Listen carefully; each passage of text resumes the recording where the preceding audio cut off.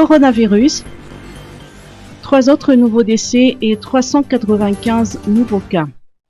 3 nouveaux décès liés au coronavirus ont été enregistrés hier, portant à 65 le nombre de patients qui ont succombé au virus. L'un des patients était suivi à l'hôpital d'Anusiavarec, les 2 autres à l'hôpital Befilatan.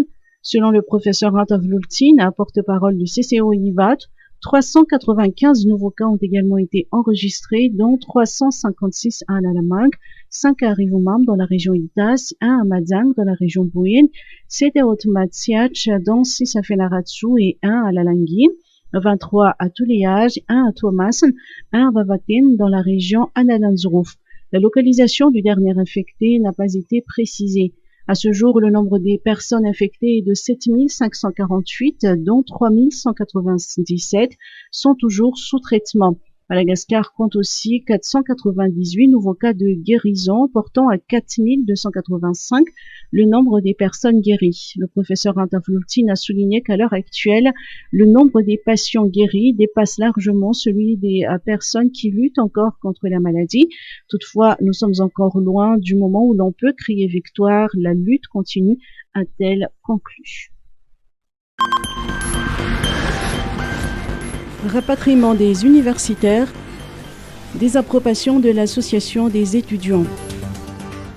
L'association des étudiants issus des 22 régions désapprouve le rapatriement des quelques 3000 étudiants actuellement confinés dans les campus d'Ancash et de Vaudvourne, ceci afin de prévenir une éventuelle contamination de leur famille. Dans une déclaration faite ce jour à Ancash, leur porte-parole, Marama Atouk, a exigé la mise en place sur le long terme d'une structure sociale susceptible de permettre aux étudiants de subvenir à leurs besoins, notamment en cette période de confinement. Cette association estudiantine a également rappelé que le calendrier relatif à la rentrée universitaire prévue pour le mois de mars 2021 n'a pas encore été officialisée. Celle-ci dépend de la décision de la conférence des présidents ou recteurs d'institutions d'enseignement supérieur COPRIES. En outre, l'association a exhorté les étudiants ainsi que leurs parents à rester sereins et à rester à l'affût des informations. L'association a rappelé que les étudiants de la faculté des sciences, des lettres et sciences humaines et ceux de Polytechnique sont concernés par la suspension de l'année universitaire en cours pour cause d'état d'urgence sanitaire. Examen CEPE et BEPC, la Cisco Atsimjan se prépare.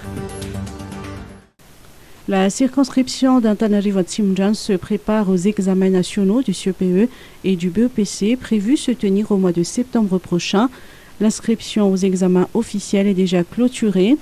Les responsables attendent juste le déconfinement pour envoyer les convocations des candidats, a annoncé Arsène Ramananzatouf chez Cisco d'Antananarivo-Atsimjan. L'épidémie du Covid-19 a fortement perturbé l'année scolaire 2019-2020. En raison du confinement lié au coronavirus, les programmes scolaires sont restés inachevés. En moyenne, 90% du programme scolaire ont été réalisés par les différentes ZAP de la Cisco Atsimjan, à l'exception de Soalinde et de Fénois-Rive. Ces dernières ont en effet été obligées de fermer plus tôt à cause de Covid-19. Néanmoins, les élèves ont pu passer le CPE et le BPC blanc avant le reconfinement. Tous sont plus ou moins prêts pour affronter l'examen du CPE du 1er septembre et celui du BPC du 14 au 18 septembre prochain. Comoriens bloqués à Madagascar, vol de rapatriement annulé. À l'heure actuelle, près de 800 Comoriens sont bloqués à Madagascar, résidant principalement à Tanarive et à Madzang. Aucun vol de rapatriement n'a été organisé depuis la fermeture des frontières aériennes malgaches en mars dernier. Ces ressortissants attendent toujours de pouvoir entrer dans leur pays d'origine.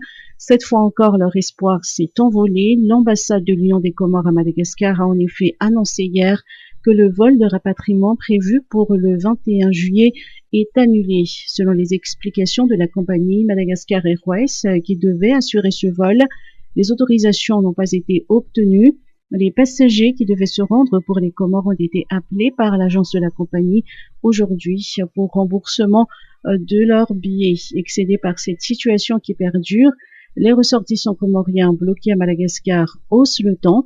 De son côté, l'ambassade a indiqué que des discussions ont déjà été engagées avec d'autres compagnies aériennes pour assurer le rapatriement de ces ressortissants dans les plus brefs délais.